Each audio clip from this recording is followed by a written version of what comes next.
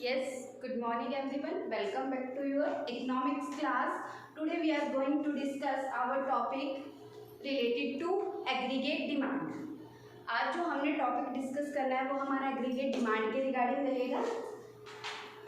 Firstly, what is the aggregate demand? Within a one financial year, how much demand is made by all economic person कि पूरी economy में persons के द्वारा within a financial year जो demand की जाती है उसको हम क्या कहेंगे, एग्रीगेट डिमांड कहेंगे. Refers to the demand for all goods and services in the economy during an accounting year कि within a one financial year एक इकोनॉमी में क्या डिमांड रहेगी हमारी प्रोडक्ट की, सर्विसेज की, उसको हम किसके अंदर इंक्लूड करेंगे, हमारी एग्रीगेट डिमांड के अंदर. डेफिनेशन देख लेते हैं क्या रहती है एग्रीगेट डिमांड की. Aggregate demand is defined as the sum total of expenditure that the people wants or plan to incur on the purchase of goods and services produced in the economy at different level of income during accounting year. क्या कहती है हमारी definition कि aggregate demand क्या है, उस expenditure का sum total है जो क्या करते हैं पीपल्स चाहते हैं कि वो एक्सपेंड करें किसके ऊपर, अपनी गुड्स एंड सर्विसेज को परचेज करने के ऊपर जो डिफरेंट लेवल पे इनकम के प्रोड्यूस की जा रही हैं वो कहलाएगी हमारी एग्रीगेट डिमांड. अगर सीधा सीधा ले तो एग्रीगेट डिमांड क्या है कि within a one financial year जितनी भी हम डिमांड करते हैं गुड्स या सर्विसेज की ऑल ओवर इकोनॉमी के अंदर वो हमारी कहलाएगी, that is our aggregate demand. Okay, then उसके बाद हमारे पास आता है कि जो हमारा एग्रीगेट डिमांड का फ्लो है वो किस तरह से चलता है. जो फ्लो कंसेप्ट है हमारी एग्रीगेट डिमांड का वो किस तरह से रन करता है. AD is measure in term of total expenditure of goods and services कि हम एग्रीगेट डिमांड को मेजर कैसे करेंगे कि कितनी गुड्स कितनी सर्विसेज पे हमने टोटल एक्सपेंडिचर करे हैं, इस तरह से मेजर करेंगे. दूसरा आता है AD is expressed in term what people want to spend. दूसरा हम एग्रीगेट डिमांड किसको कहेंगे कि कितना लोग एक्सपेंड करना चाहते हैं विद इन द इकोनॉमी, उसको हम इसके अंदर इंक्लूड करेंगे. ओके, देन उसके बाद हमारे पास बहुत सारे कंसेप्ट आते हैं regarding to aggregate demand, like concept of aggregate demand, component of aggregate demand and how we present aggregate demand with diagram and table. That is very important. Now we will going to discuss aggregate demand with the help of table and diagram. Now we are going, what is aggregate demand? We are calculating aggregate demand is equal to C plus I, means consumption plus investment कि जो हमारा with in a one financial year हम लोग consume करेंगे और जितनी हमारी investment with in a financial year रहेगी उन दोनों के सम टोटल को हम क्या करेंगे, that is our aggregate demand. अब देखो शेड्यूल देख लेते हैं कि शेड्यूल की हेल्प से हम कैसे, यहाँ पे हमने देखो लिया हुआ सबसे पहले नेशनल इनकम को हम वाई से हमने क्या किया है, एब्रीवेट किया है. यहाँ पे इनकम हमने 10 ली है, 20 ली है, 30 ली है, 40 ली है, 50. उसके बाद हमने कंजप्शन लेवल लिया है, उसके बाद हमने इन्वेस्टमेंट हमारी हर लेवल पे क्या है, कांस्टेंट है इन्वेस्टमेंट. तो हमने एग्रीगेट डिमांड को यहाँ पे कैलकुलेट किया है कैसे, कंजप्शन प्लस इन्वेस्टमेंट. कंजप्शन हमारे पास फर्स्ट अगर हमारा इनकम लेवल 0 है, 20 प्लस 20 तो कितना आ जाता है हमारे पास एग्रीगेट डिमांड 40.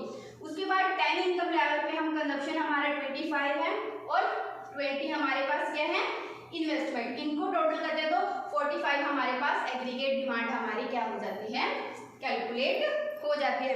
इसी तरह से स्टेप बाय स्टेप हम एग्रीगेट डिमांड को कैलकुलेट कर लेते हैं. After that we are presenting this aggregate demand on diagram और कर्व. हम उसको कर्व पे दिखाते हैं. हम यहाँ पे लेते हैं अपना Y axis, that is our X axis.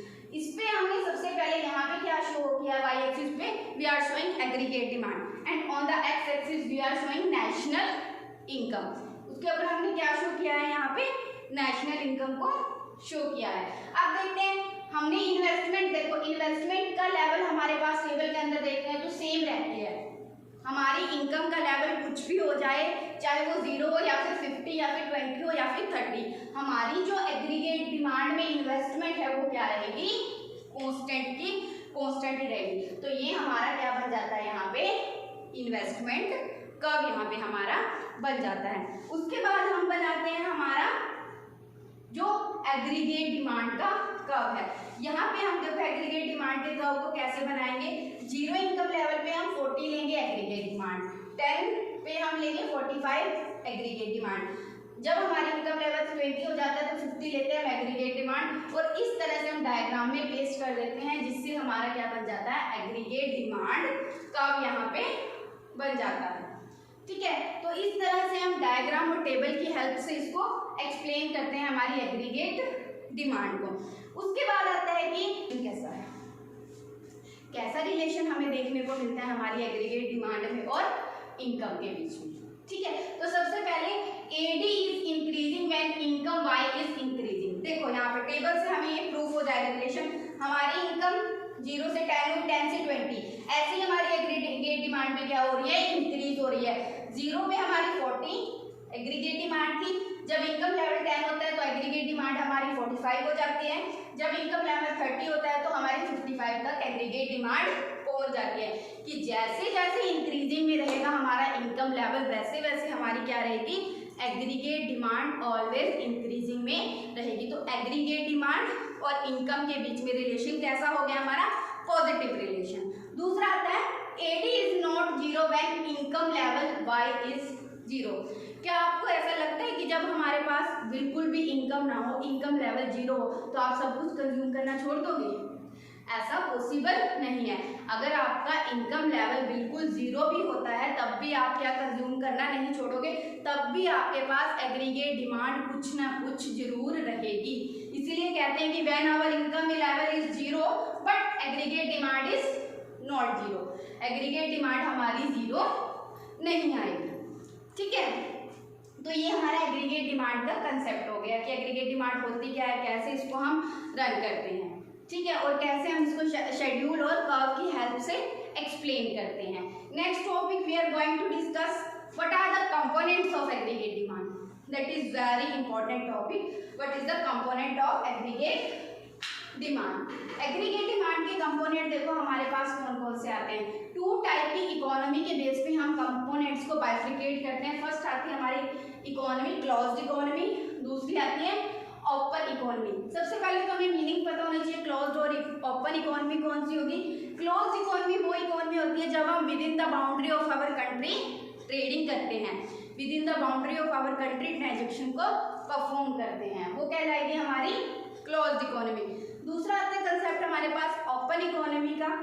Open economy क्या होती है कि जब हम अपनी बाउंड्री से बाहर रेस्ट ऑफ द वर्ल्ड तक ट्रेड ट्रांजेक्शन करते हैं, तो उसको हम ओपन इकोनॉमी के अंदर क्या करते हैं, इंक्लूड करके चलते हैं। अब देखते हैं क्लोज इकोनॉमी को पहले डिस्कस करते हैं। क्लोज इकोनॉमी के अंदर हम कैसे कंपोनेंट डिस्कस करेंगे, एक 2 सेक्टर इकोनॉमी लेंगे और 3 सेक्टर। अब 2 सेक्टर इकोनॉमी के अंदर हम कौन कौन से सेक्टर इंक्लूड करके चलते हैं। फर्स्ट आता है household sector, means our country, हमारी कंट्री का जो हाउस होल्ड सेक्टर है उसके कंजप्शन को, और जितने हमारे उसके प्रोड्यूसेस होंगे, मीन्स जितनी हमने इन्वेस्टमेंट की होगी अपनी हाउस होल्ड की कंट्री के अंदर, तो उसमें हम एग्रीगेट डिमांड को कैसे 2 कंपोनेंट से कैलकुलेट करेंगे। AD is equal to C plus I, means aggregate demand is equal to consumption plus investment. इस तरह से हम क्या करेंगे, कैलकुलेट करेंगे अपनी एग्रीगेट डिमांड को। उसके बाद आते हैं हमारे पास 3 सेक्टर इकोनॉमी। 3 सेक्टर में हम, एक सेक्टर हमारा हाउस होल्ड का कंजप्शन हो गया था, दूसरी हमारी इन्वेस्टमेंट हो गई थी जो हम 2 सेक्टर इकोनॉमी में पढ़ा है, तीसरा हम यहाँ पे गवर्नमेंट सेक्टर को इंक्लूड कर देंगे। जो नया सेक्टर इंट्रोड्यूस करेंगे वो हमारा रहेगा गवर्नमेंट सेक्टर। तो यहाँ पे जो एग्रीगेट डिमांड हमारी कैलकुलेट होगी वो कैसे होगी, aggregate demand is equal to C plus I plus G, means consumption plus investment plus government की जो भी एक्सपेंडिचर रहेंगी, इन्वेस्टमेंट रहेगी, वो सारा हम इंक्लूड करेंगे 2 सेक्टर इकोनॉमी के अंदर for calculating the aggregate demand of the product. Okay, then we are going to open economy second हमारे पास जो टॉपिक रहता है ओपन इकोनॉमी, हम डिस्कस कर चुके हैं कि जब हम रेस्ट ऑफ द वर्ल्ड तक कोई भी ट्रांजेक्शन करते हैं वो हमारा ओपन इकोनॉमी के अंदर आएगा। तो रेस्ट ऑफ द वर्ल्ड के अंदर देखो 3 सेक्टर हमारे सेम रहेंगे जो हमारे क्लोज्ड इकोनॉमी के 3 सेक्टर इकोनॉमी के अंदर आए थे। C plus I plus G means consumption plus में इन्वेस्टमेंट प्लस में हमारी क्या रहेगी गवर्नमेंट से जो भी हमें अर्निंग्स होंगी। उसके बाद 4 सेक्टर जो इंट्रोड्यूस होगा ओपन इकोनॉमी के लिए, रेस्ट ऑफ द वर्ल्ड से एक्सपोर्ट इंपोर्ट से जो हमें नेट इंपोर्ट एक्सपोर्ट होंगे वो हम इंक्लूड करके चलेंगे ओपन इकोनॉमी के अंदर for calculating the aggregate demand. तो होप आपको ये समझ आए होंगे एग्रीगेट डिमांड के component. This is a very important topic related to aggregate demand, very important कि एग्रीगेट डिमांड में हम कौन कौन से कंपोनेंट इंक्लूड करके चलते हैं। हम इसको 2 इकोनॉमी के बेस पे बाइफिकेट करेंगे, ओपन एंड क्लोज इकोनॉमी। उसके बाद 2 सेक्टर एंड 3 सेक्टर हम क्लोज में करेंगे और ओपन इकोनॉमी में हम सिंगल सेक्टर करेंगे जिसमें हम 4 सेक्टर्स को लेके चलेंगे। जो rest of the world sector होगा वो नया हमने इंट्रोड्यूस किया है, ठीक है। तो उसके बाद हमारे पास ये टॉपिक कवर होता है हमारा।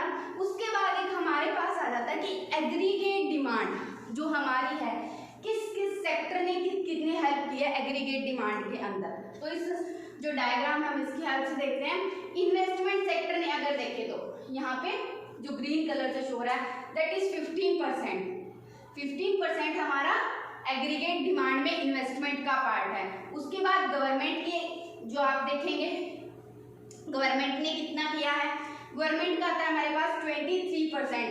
That red colour zone is the government sector and most and large sector is cover by the household consumption, that is our household consumption, that is 61%। तो ये टोटल हमारा होता है यहाँ पे 99% और 1 प्लस -1% हमारा एक्सपोर्ट इंपोर्ट से जो भी होगा वो हम इसमें इंक्लूड करके चलेंगे।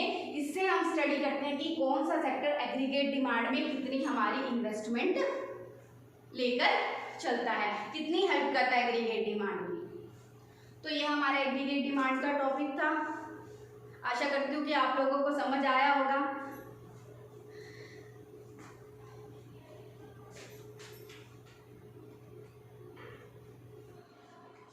ये हमारा एग्रीगेट डिमांड का टॉपिक यहाँ कवर होता है। Thanks for watching this video. If you like this video subscribe my channel. Thank you very much. Take care of you.